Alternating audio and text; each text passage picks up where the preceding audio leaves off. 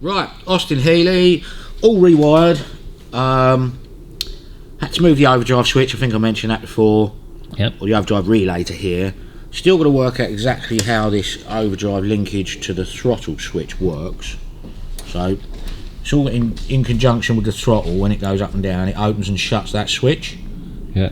Which I think what it is, if you're batting down the road in overdrive, Yeah. and you just flick the switch off, it'll try and just blow the gearbox up or the rear axle. It's like a fail-safe system, so you can't over-rev the car, I think. What is the overdrive intended for then?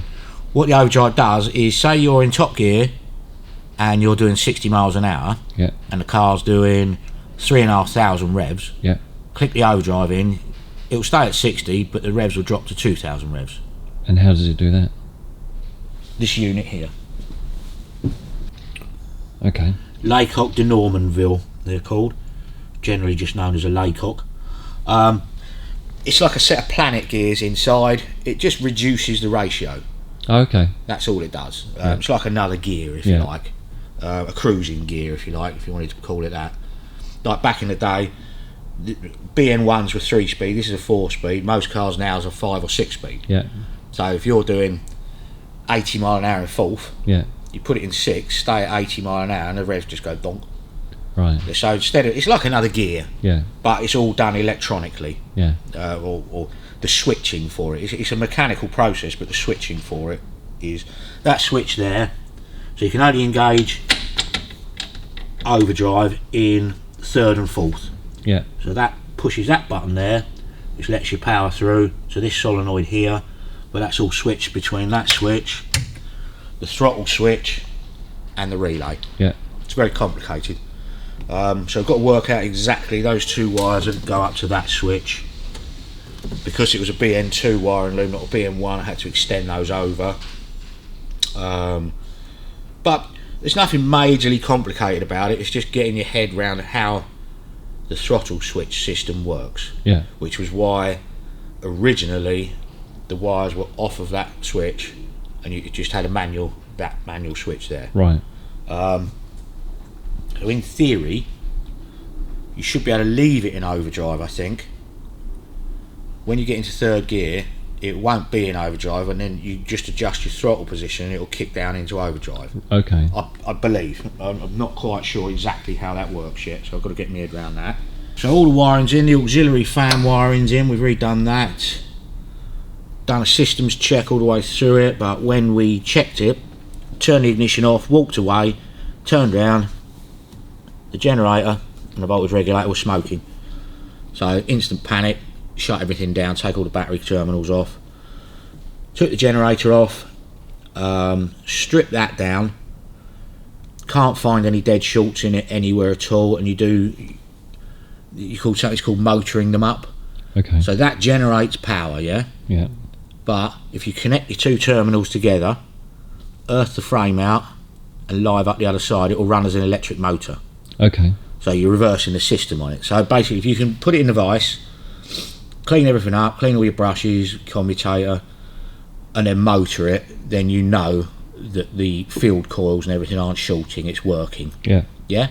So we knew that worked. Problem down. Checked all the wiring systems through. No shorts anywhere, no shorts back to the dashboard. New voltage regulator, as good as gold. So the old voltage regulator, they had points on them, look. So you've got a set of points there. That's your cutout relay. Yeah? Yeah. And you can bend all of these, reset your points, gaps, do this, do that, blah, blah, blah, blah, blah. That one there was the one that was damaged. When I took it apart, all the points are seized together and everything. You can't do anything with them. If they're gone, they're gone. Yeah. You can send them off and get them rebuilt. I think it was 70 quid. By the time you sent it off, had it rebuilt, it's going to cost you more than 70 quid for a new one. Yeah. So Durite's a good quality company. So that's all nice and new. Seems to work fine. Yeah, so got to put a new... It had a washer bottle in it originally. That elastic strap that is no longer elastic and stuck to it. Sorry, what was that? It's a washer bottle Okay. for your squirters. There's original Lucas one, but the motor's gone, the filters are blocked. it's not even worth bothering. Nice to have original stuff. I don't think they had them originally, I'm not sure, because there's an aftermarket switch put in for it. So we've got what they call a universal washer bag, which is that American idea. So you've got a bracket there you hang it on. Yep. So we'll put that somewhere here, I think. Just cable tie it back out of the way. Now you've got your washer bag there. Comes with the tube. That's the wire for it there, the white one that's left loose. I'll take that bracket off where the coil was mounted because I put the coil back to the original. Got the heater motor back in before we put the dashboard in because that was an absolute pig of a job. So that's all plumbed in now, radiator back in. Don't want to put the tunnel back in yet until I've tried to test the overdrive. So I've just got 2 wires there to go up to that switch. That's your washer bottles, that's your auxiliary fan. We've got to get a new fuel gauge because it was, as I said to you before, we didn't check any systems when it came in because it had been on fire. Yeah. I didn't want to chance wiring anything up. So when we've checked it all, feed to the fuel gauge is okay. Feed back out to the sender unit is all okay. Checked all the continuity there, that's fine. So it could have, when it's blown up, it could have blown the fuel gauge up. If you get a spike and surge on power on fuel gauges, they're very, very, very, I'll show you. So that's the inside of a fuel gauge. Look at that wire there. Can you see it? Yeah. It's like 0.003 of an inch or something. You've only got to get a spike or surge of power on that and that's game over. Yeah. You just pop the gauge. So we'll have to get a period gauge. You can get the originals, but they're quite hard to get hold of, so I don't think Martin's going to worry about just a period gauge in there, you know. Under here, I've rerouted the fuel line. I've got to clamp up that wire there, so that's my brake light feed. Fuel pump wires in. New, I'll explain that in a minute. You know, he said the car ran on. Yes. Right. Here's the weird bit about it. You've got a main master switch in there. Okay. Underneath the back, yeah? Which you just click off or on. Right. The battery was earthed to the chassis over there. Yeah. Not through the master switch. Right. Now what the master switch does is when you turn it off, yeah? Yeah. Hang on, let me get this right. When you turn it off, you're shutting all of the earth system down. Yeah. But it leaves one wire from that switch to the coil. Yeah. So that's shorting the coil out. So if anybody tries to hot wire it, the coil won't work. Yeah. Okay? But that switch, because the earth strap to the battery wasn't going through the switch, it was earthed out to the chassis, yeah? You turn it off and that is shorting out your coil. If you then turn the ignition on, because it's still earthed out, Yeah. you'll burn that wire straight out. Right. Okay, so when it ran on, obviously they've tried turning the ignition off, shutting that down, and it's just burnt a lot through. Yeah. Because your earth wasn't. So what I've done is, as it should work, so originally it was 2 6-volt batteries, one there and one there. See those brackets? See those brackets there, those 2 brackets? All right. Yeah. But one battery, 6-volt battery stayed on there, one went on that side. Okay? Yeah. So then that makes you 12 volts. Battery was never there. That was bolted to the chassis there because it's positive earth, yeah? Yep. Okay, hence not running through the master switch in there, see it? Yeah. So it wasn't running through the master switch, so even though you've shut that off, which then earths out the coil so you can't hot wire it, if you then turn the ignition on with that off, it's going to short it out because of the way the system works, yeah? Yeah. But now what I've done is, it had, because originally, that's the original live lead, yeah? And that was just coming through, no grommet, and a very rough connection there. So I've done a proper brass connection on it, re-drilled another hole and run the earth lead back separately to there, yeah? Yep. So that's now running properly through the main switch. So you shut that down, you've got no earth to the car at all. Don't matter what you do with that, you won't hotwire it. Okay. So that was a bit of a chore. I bet that took a bit of working out, didn't it? Yeah, it's a very strange system. One, that brake light's out still, so that's just a bad connection or a bowl. Like I say, the battery shouldn't be there at all, but you've got to make the most of what you got.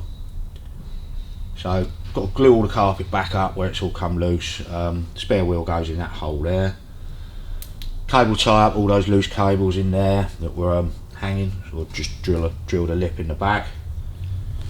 Yeah, it's I'll just rewire a car, but it's not that simple. There's a lot more to it, to get it right. Again, I had to extend the ignition wires from that side of the dash to that side of the dash, and the overdrive wires from that side of the dash to that side of the dash. All the indicator wires needed extending and doing because they're not original indicators. Yeah.